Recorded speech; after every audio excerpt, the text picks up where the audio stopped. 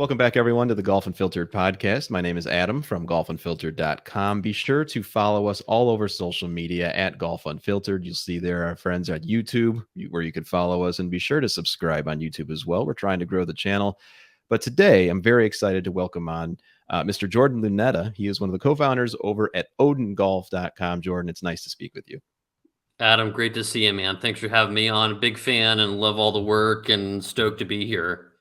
Well, we're stoked to have you. And I know a little bit about your brand. We're going to learn a lot more about it today, I have a feeling, especially some of the unique features that you offer over at Odin. But before we get there, why don't you let our listeners know a little bit how you got started in the game?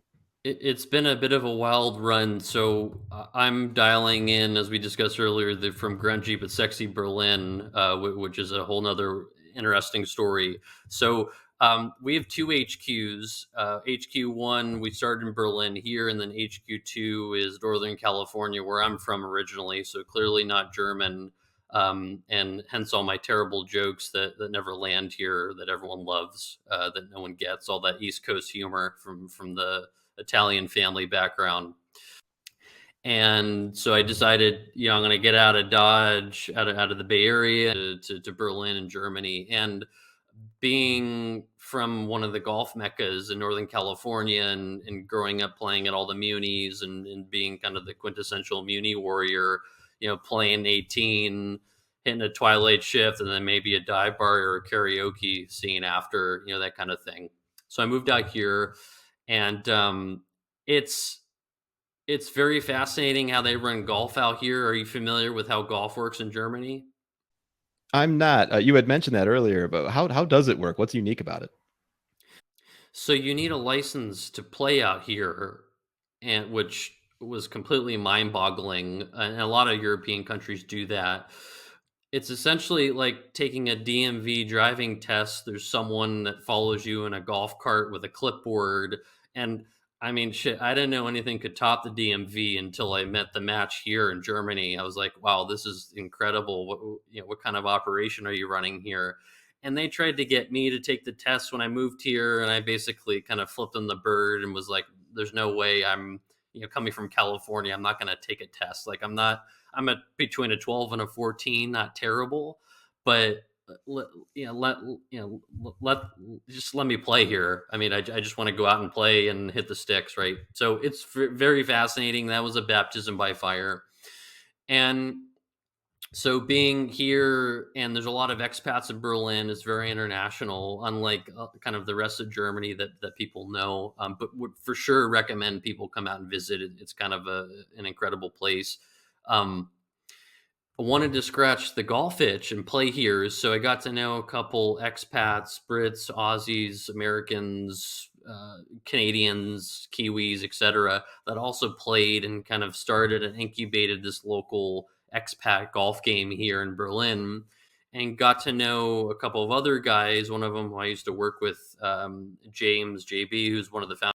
And we're on the day, and again, we're everyday golfers. We're not that great, between a 12 and get the job done, but we will. That's just bound to happen. And we were on the course one day, and we're having god awful rounds, spraying marketing material all over the course and emptying our golf bag, and looked at each other and we said,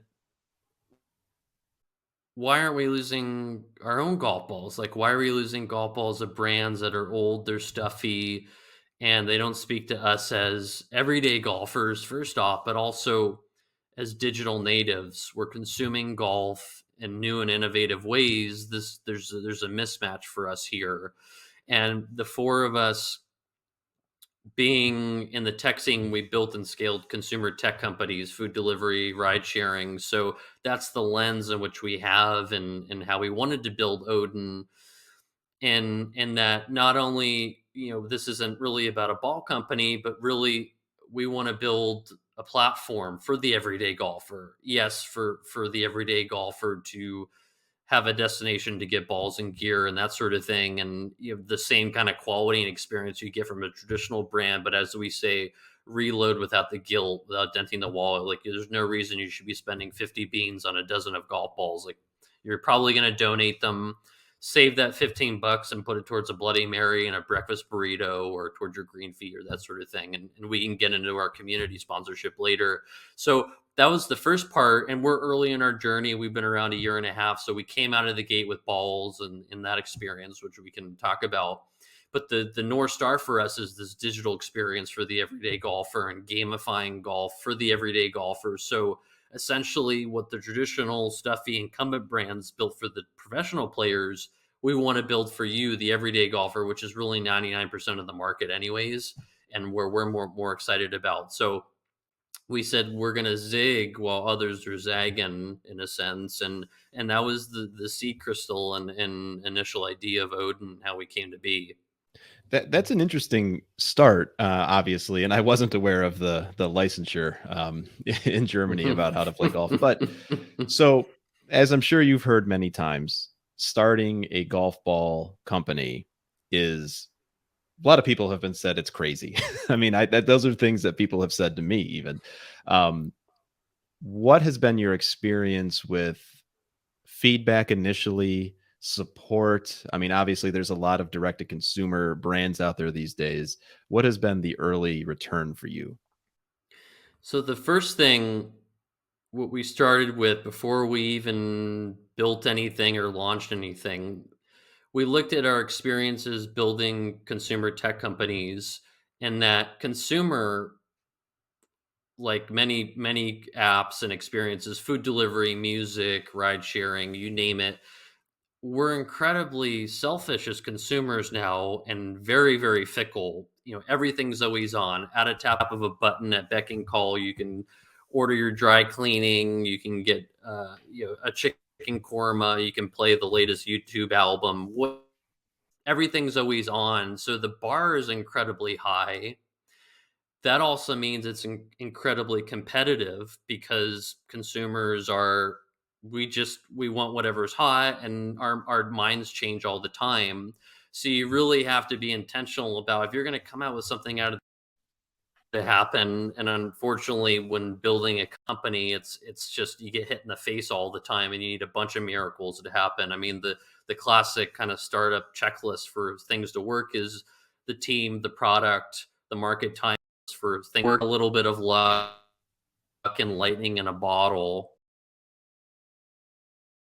Looked at that and just said, look, this is the lens in which we have. If we're going to do something and launch something and build something for the consumer, specifically in our lens golf, we have to be very intentional about it. So that was the first thing we started with in the framework.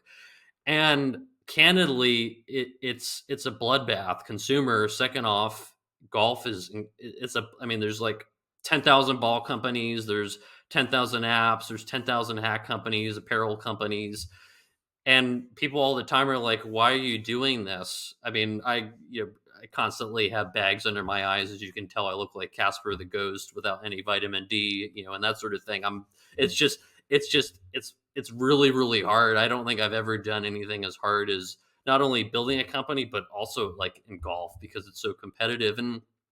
And because of that, there's no shortage of consumer choice. There's like, yeah, this ball's not working. There's 75 other companies I can go to. So that's why we said, again, we didn't want this to just be another ball company. Like the balls are great and exciting, but we're more excited about, as I mentioned earlier, this platform experience and this community that we're building in tandem with it. So, I mean, in your eyes, interviewing different companies and being a seasoned golfer, how do you view, because we're met with a lot of dubiousness, understandably so. I mean, if you're playing a traditional brand for 20 years, in some cases 30 years, again, consumers, it's very hard to change a consumer behavior. How are you with that when you see a new ball company or a new apparel company or that sort of thing? How do you make your decisions and how you choose things and try things?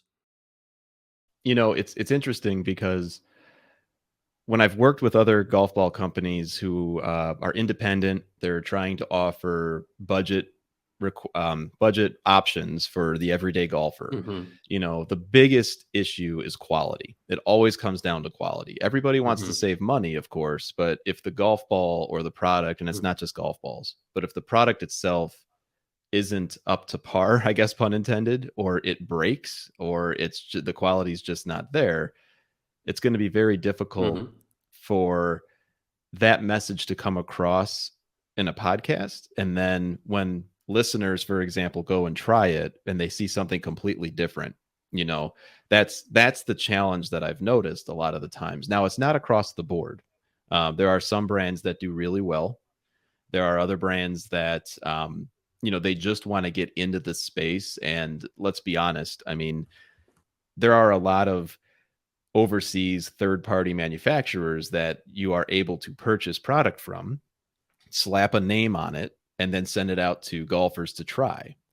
Um, that is one thing, but if I'm understanding what you're saying is if there's another component to the product experience, like it sounds like Odin is approaching with the community aspect, that is what really sticks because let's face it, golfers like what they like. They're going to go back to the Titleist, the Callaway, they're going to go back to the big box stores as well and the OEMs no matter what.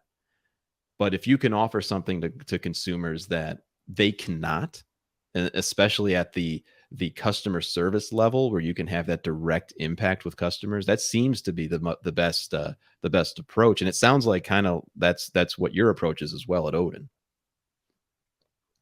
Definitely. And from our experience with other companies, you always need a direct line with customers because we're getting up in the morning and building for you and for the rest of the community. So it's incredibly important to have that dialogue going.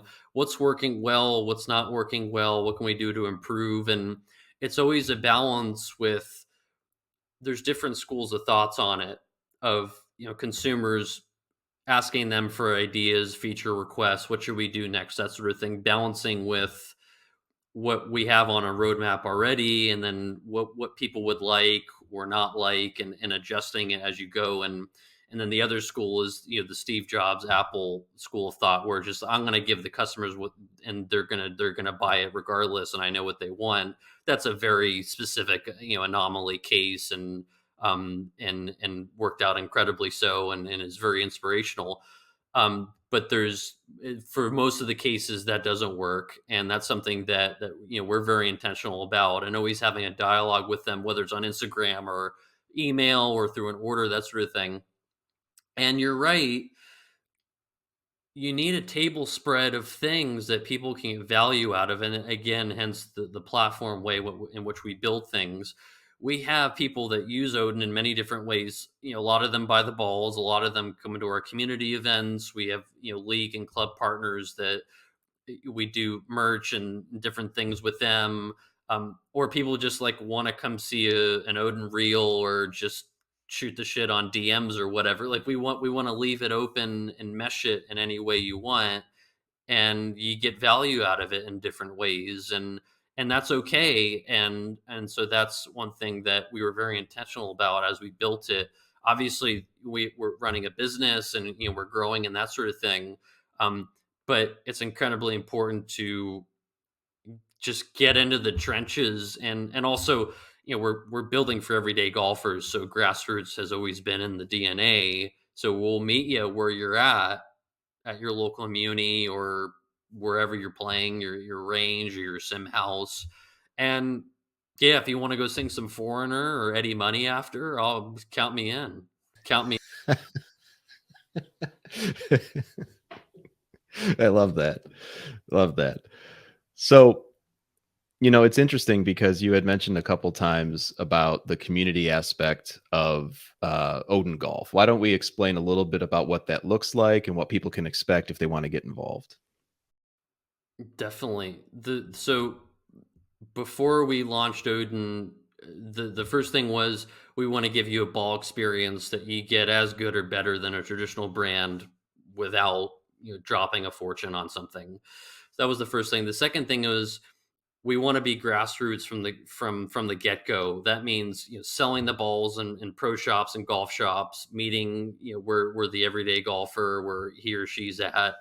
And the third thing was incubate this, what we call the Odin Social Club, so a community where we can do events, scrambles, or best balls, or whatever. And we view it as like getting the band together, because we all hang out online at these different watering holes. And it's funny how we're all hiding behind avatars and different profiles.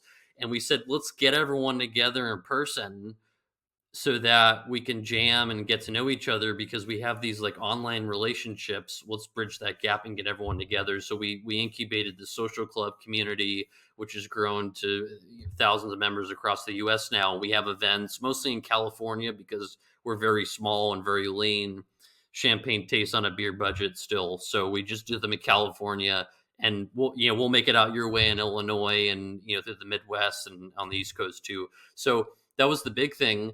And that kind of blossomed into our Get Paid to Play Golf community sponsorship, which we launched last summer, which is super cool. Of We partnered with leagues and clubs across the U.S., all these different grassroots communities, and said, "Hey, let's collab." And we're building this experience for you.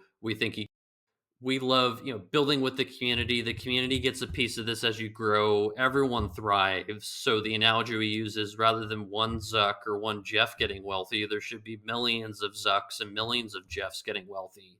And if we ever make our own platform, we also won't make the reels so much of a pain in the ass, so that everyone can see them and not 50 people, that sort of thing. So that's always fun, spending 7 hours editing a reel and then 50 people see it.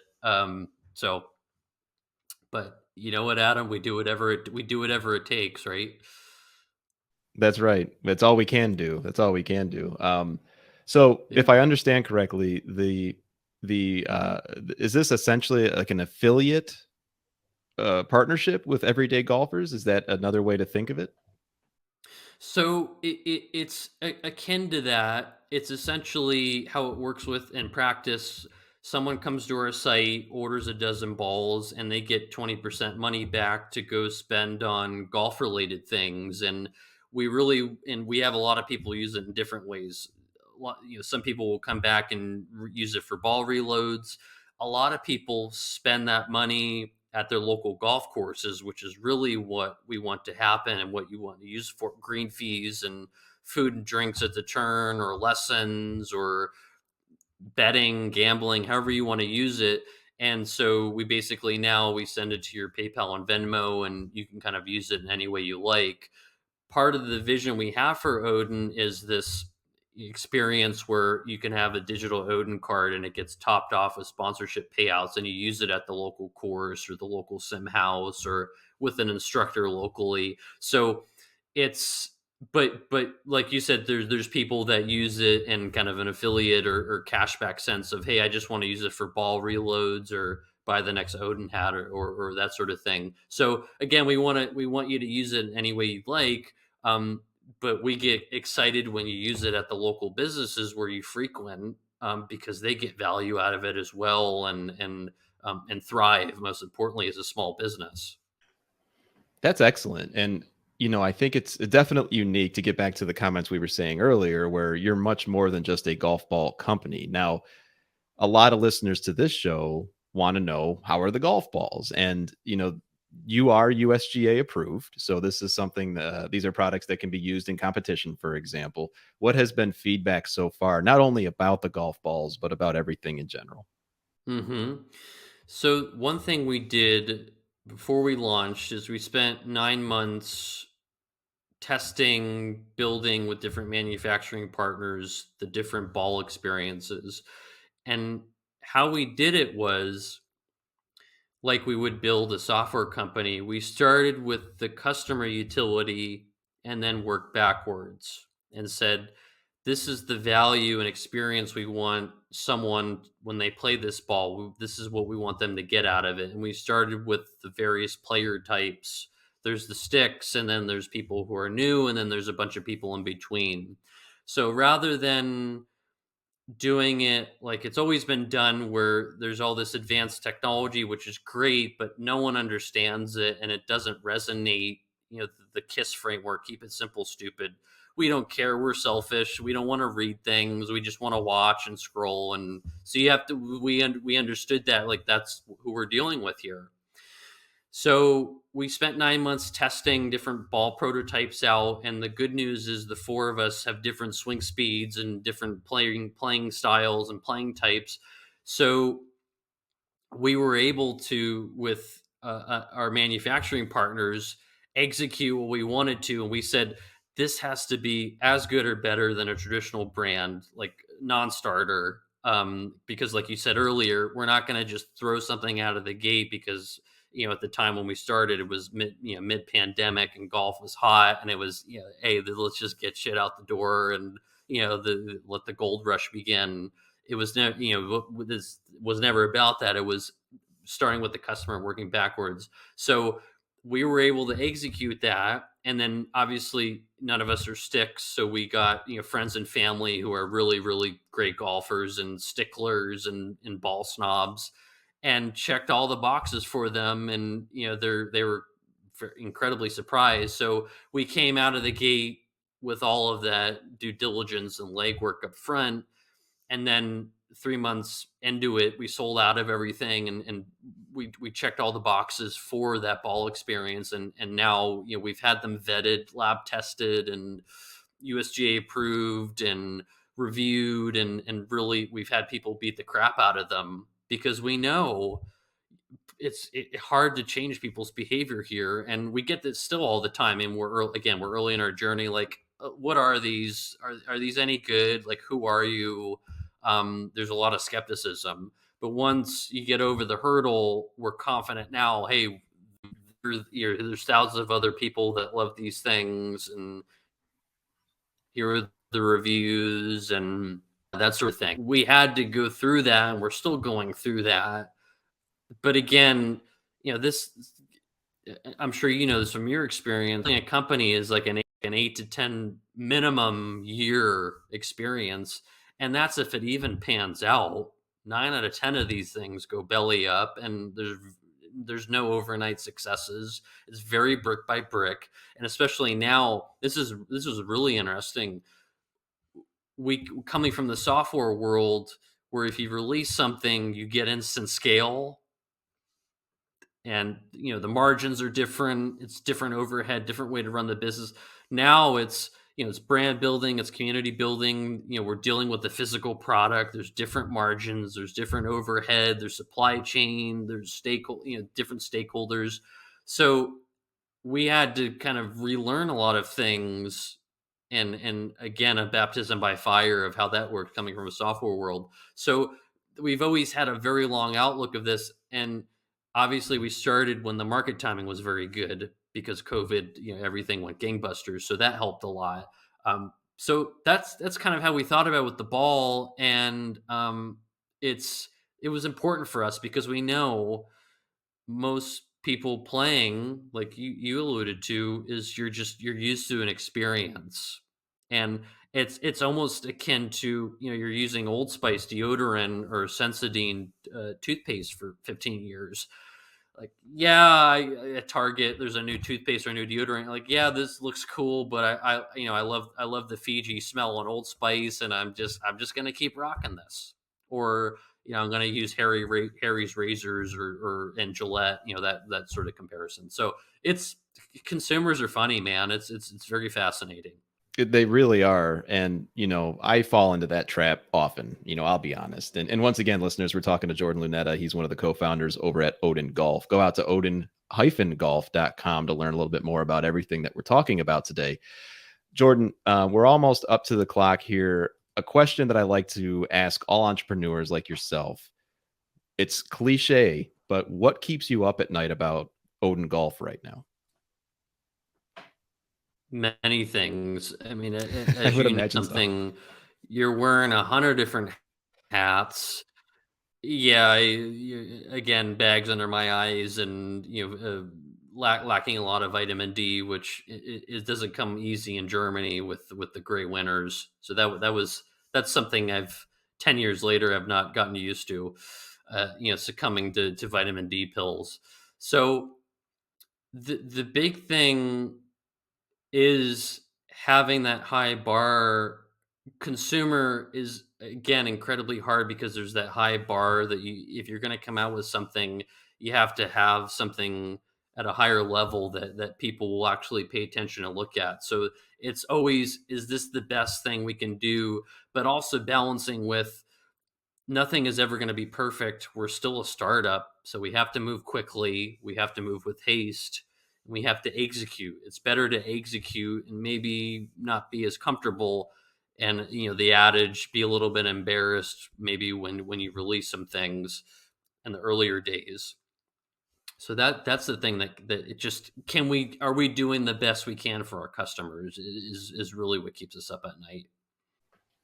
Yeah, that makes complete sense to me. And listeners, go out to, again, odin-golf.com, learn a little bit more about the products, learn a little bit more about how you can get paid as kind of a sponsor, for the lack of a better word, to play the product, as well as to join a community that, as Jordan just explained to all of us, has grown to thousands of golfers so far. So, Jordan, I'm sure we could talk a lot more about everything that Odin has to offer, but we will have you back on in the future, hopefully in the near future.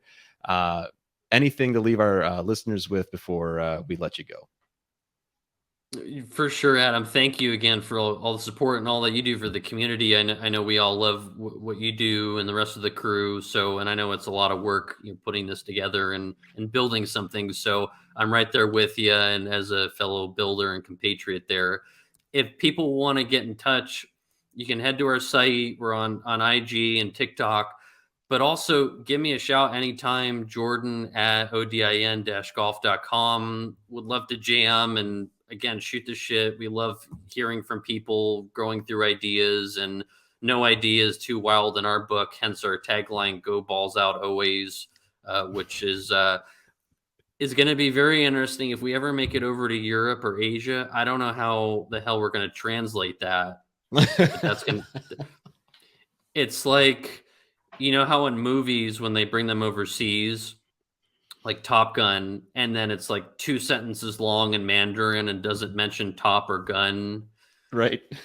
at all. So that's going to be very, very fun. That was, for the listeners and the viewers, that was my small contribution to the company of, the token expat.